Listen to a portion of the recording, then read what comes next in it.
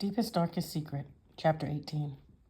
Thursday morning, Luke is again the first to get ready and sit down at the dining room table for breakfast. Christine has made lost bread, something she doesn't do often. She has powdered sugar, cinnamon, syrup, and fresh strawberry slices placed on the table for the boys to put on top as they would like. Once at school, Luke practically skips to his classroom. He absolutely loves his teacher, Miss Clark, and her helper, Miss Trahan. They are so nice to him, and they help him through anything he doesn't understand. For the past few days, Miss Trahan has been helping him learn what all the letters of the alphabet look like, how to write them, and what they sound like. Whenever she's talking, he pays close attention and repeats what she says in his head. He's excited because today she's going to teach him how to spell and write his name. When he gets to the classroom, Miss Trahan is not there. He puts his backpack next to his desk and his lunch in his cubby. Still not seeing Miss Trahan, he walks up to Miss Clark and tugs on her skirt. "Good morning, Luke," she beams as she looks down at him. "Do you need something?" she asks. Luke points around the classroom and holds out his hands. Miss Clark looks at him, trying to figure out what he's asking. She's gotten pretty good with understanding what he needs, but this one is stumping her. "Nothing has been moved or changed. What are you looking for?" Luke moves his hands, making the outline of a person. "Oh, sorry. You're looking for Miss Trahan. She's not going to be in today. I think she may have caught the flu." Luke frowns. This was supposed to be a good day. Now what's going to happen? "There's another teacher's aide coming to help later. I'll make sure she knows what you and Miss Trahan are working on today, okay?" Luke nods sadly. He goes to his desk and takes out the dry erase board and marker. The first thing he has to do every morning is trace over the letters on the board, so he gets to it. The other students all file in one at a time. Most of them get out their assigned morning activity as well. Each student has their own based on their current skill level. The principal, Mr. Cooper, comes on the loudspeaker to give the morning announcements. Tomorrow's the last day to turn in their money from their fundraiser. The class with the most participation wins a pizza party. Luke doesn't know anything about that, but the other kids in the class start chanting, "Pizza, pizza." Luke pumps his arm in the air in rhythm with their chants. The chanting lasts until the principal is finished, and then Miss Clark quiets them down. The whole class stands and says the Pledge of Allegiance. Luke has been trying to learn it, so he follows along in his head with the others. One day, he'll need to figure out how to ask what some of these words mean, like "for which it." As Miss Clark works with some of the others, Luke finishes tracing his letters. He says each one in his head as he moves the marker over the pre-drawn lines. Next, he takes out the plain dry erase board and copies the letters as best he can without the lines. He tries to remember what sounds Miss Trahan says they make. The other aide Miss Clark told him would be here has not arrived yet, even after he finished what he was told to do in the mornings. He looks around the room. When he sees Miss Clark, he raises his hand and waves. She comes over to his desk. "Yes, Luke?" He points to both boards, showing her he has completed his morning work. He shrugs and raises his hands as if to say, "I don't know." "Those look good. Your writing is coming along nicely. You want to know what to do next?" she asks. Luke nods. "Why don't you get out your number board next? Trace the numbers first, then write them just like you did the letters. This time, though, when you write the numbers, I want you to draw circles next to them to show what the number means. For example, when you write the number 1, I want you to draw one circle next to it. Understand?" Again, Luke nods. He grabs his number board and begins working as he's told. The numbers are easier than the letters. There's only one of each, not an uppercase and a lowercase like the letters. Half the day passes. Miss Clark kept giving him one busy work assignment after another to keep him occupied. The other aide has not shown up yet, and it's time for lunch. He grabs his paper bag with his sandwich and chips and gets in line with the other students to go to the cafeteria. Once inside, the students who didn't bring lunch split from the ones who did. He sits at the table closest to the door and begins unpacking his food. Soon, the fifth graders walk in. Luke sees Kevin and Anthony in line and waves to them.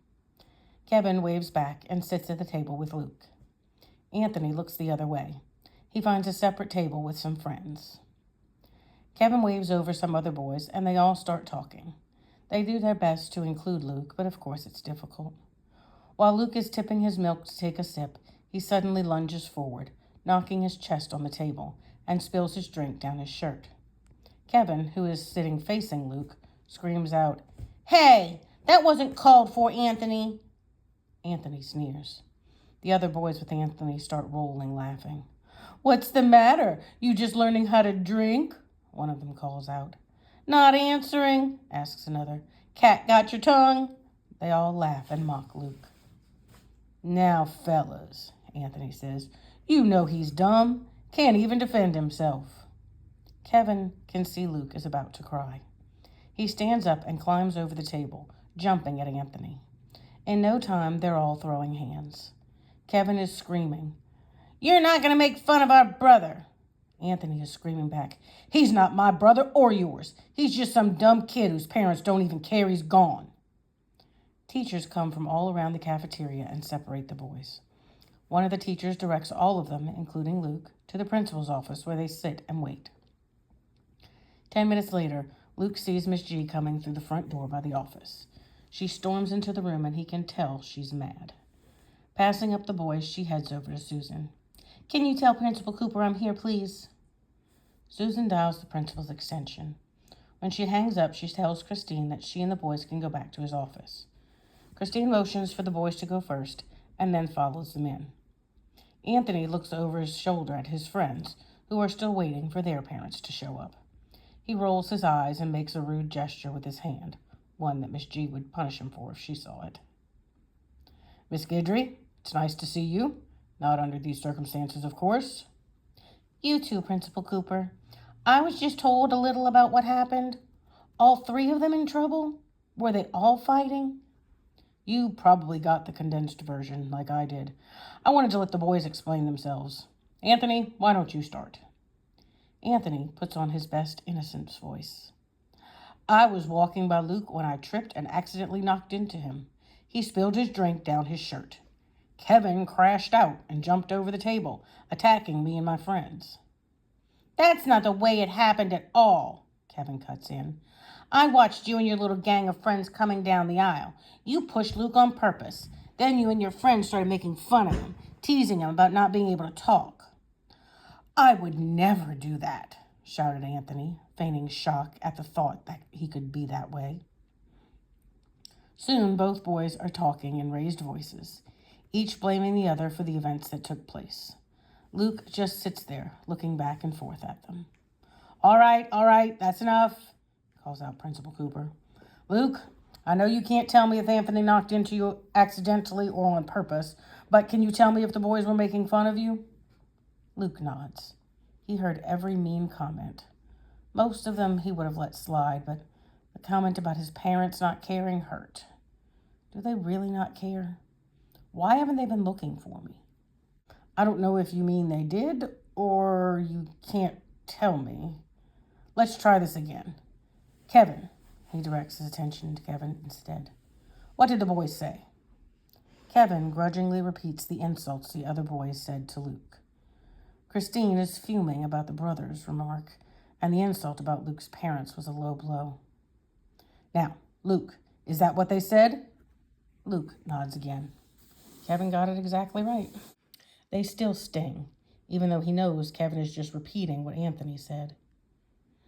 "They're lying. They just want to get me in trouble. They do this at home, too. I'm always the one being blamed for things I didn't do." "Quiet down, Anthony. This isn't the first time you and your friends have been in my office about bullying other students. The other boys' parents are on their way. You will all be receiving 3 days in-school suspension. You can go back to your class Wednesday. Right now, you can report to the ISS room." Anthony grumbles as he storms out the office, slamming the door. "Kevin, as much as I applaud you for sticking up for Luke, you also did the wrong thing. I don't want you in the same in-school suspension room as the others. We don't need another altercation. You will go home with Miss Guidry and are suspended for the rest of the day." "Yes, Principal Cooper," Kevin says in a low voice. "Sorry, Miss G. I get so mad when they pick on the kids that can't fight back." Christine puts her hand on his back. "Like Principal Cooper, I admire your desire to help Luke. It is never okay, however, to lay hands on another student. Didn't we have this discussion the other day when Anthony broke your action figure?" Yes, ma'am. And what did you tell me you should have done? I should have tried to work things out using my words, and if I couldn't, I should have told an adult. One of these days, you're going to think before you use your fists. You need to practice restraint, Kevin. Yes, ma'am. Luke can go home with you as well if you'd like. I know his teacher's aide is out sick, and I'm not sure we have someone that can come in and help this afternoon, Principal Cooper says. Christine thanks Principal Cooper and takes both of the boys home. After dinner, Marcus asks Christine if they can talk in private. They go into the small office at the back of the house and close the door. Christine eases herself down onto the leather wingback chair behind the desk. She rubs her eyes with the heels of her hands and runs them down her face. Crossing her fingers in front of herself, she asks, "What's going on, Marcus?" Marcus paces the room. He's hesitant to have this conversation, but he really feels he needs to do so. Kevin told me about what happened at school today. Miss G, I'm really worried about him and Luke. Anthony's out of control. He doesn't care what the school thinks. He doesn't care what you think. Christine sighs. Yes, it's definitely something I need to mention to Sophia. Miss Jenkins, I mean. He has escalated since Luke's arrival. I can't figure out if something about Luke bothers him or if maybe I was paying more attention before Luke came. He was my most recent placement before Luke. Maybe I'm giving Luke more attention and he's jealous. I don't know either, but you're right. He's gotten worse. Listen, I'm afraid God will be mad at me for asking this. I don't know what will happen to Anthony if he's not here. He's not old enough for the group home. I just think he shouldn't be allowed to stay here. I know it's not my decision or even my place to say anything, but you've always told me to be open with you, and that's how I feel. Is there any way Miss Jenkins could move him? Don't be afraid to say what you feel, Marcus. God already knows what you're thinking. God and I both know what you're saying is coming from a place of love for Kevin and Luke. The thing is, Marcus, you need to forgive Anthony. Marcus raises his eyebrows. I don't feel like helping Anthony by forgiving him right now. Forgiveness doesn't mean you accept his actions and are willing to keep taking the abuse. God wants us to forgive each other. He's forgiven all of us for our offenses against him. Besides, forgiving Anthony won't help him in any way. Not right now. Marcus looks confused. If it won't help him, why do you want me to do it? It's not good to let things upset you for extended periods of time. If you don't forgive him, you will hold that in your heart and carry it with you wherever you go, whatever you do. If you forgive him, you release that hold so you can move on without anger and resentment.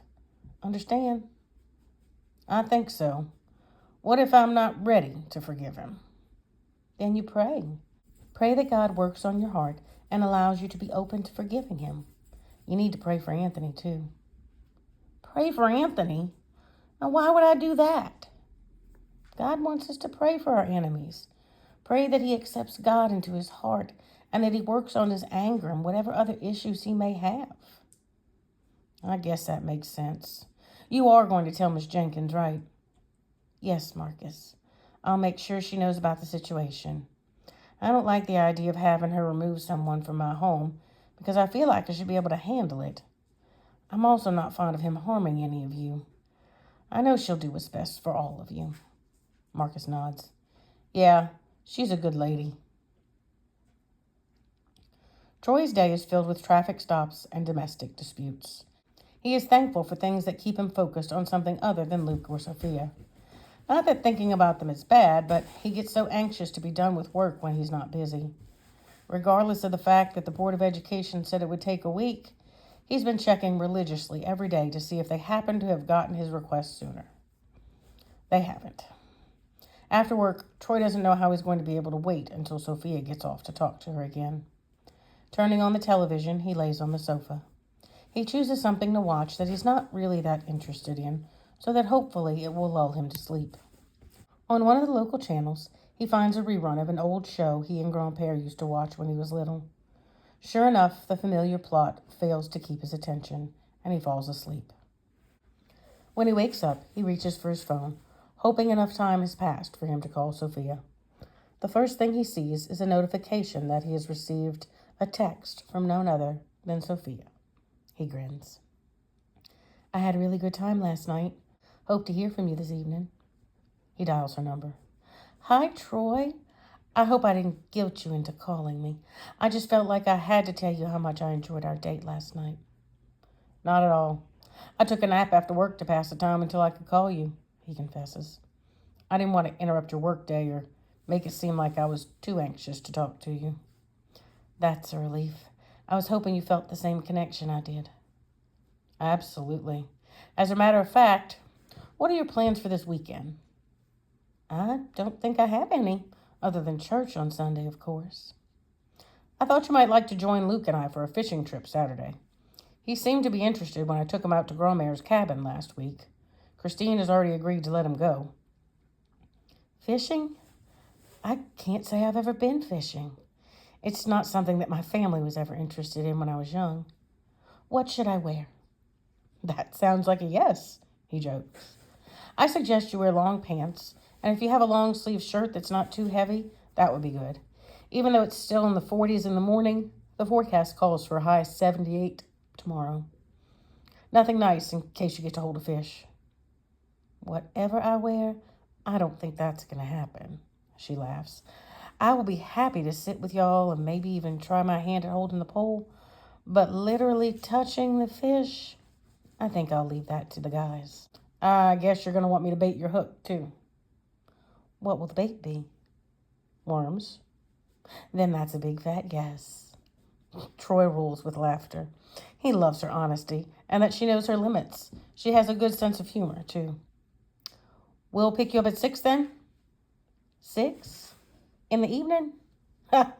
No, ma'am. 6 in the morning. Fish are more active in the mornings.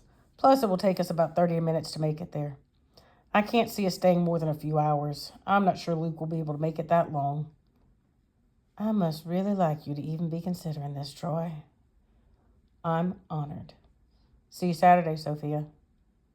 When Troy hangs up, Sophia puts the phone down and lays her head back against her chair. Fishing. At the crack of dawn. Out on the bayou with Troy and Luke at Troy's grandmother's cabin. She's not sure what to think about the plan she just agreed to. What she does know is that time with Troy, no matter what they're doing, is something she is looking forward to.